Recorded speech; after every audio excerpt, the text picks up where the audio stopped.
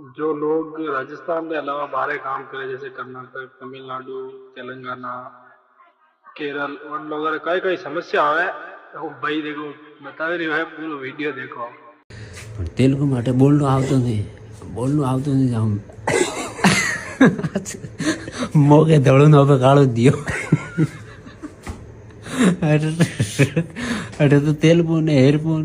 તો અમે થોડો ટાપડી આવે બાકી પહેલે તો દુકાન ગાલે છે માતા પણ 100 પેડા બુआ સપા મહાવીર કા अब तो का हीगी अटे तेलुगु का आवे तेलुगु तो हम का कहना आवे तेलुगु आज तो मने तगलो मने गाळो भी ठोके तो टालनी पड़ता झगड़ो व्यवहार तो सवाल ही नहीं झगड़ो एकदम तेलुगु वाला थी पवेन वो आवेन गाल ठोकेन पूछिए तो मंडा पड़ता नहीं और सरे अंडी सरे आ तो गाड़ी को टकी गण हाले रही है वगैरह पेड़ो रही पिंचर हुआ तो बबलिंग करे तो दौड़ाइए लेन जाओ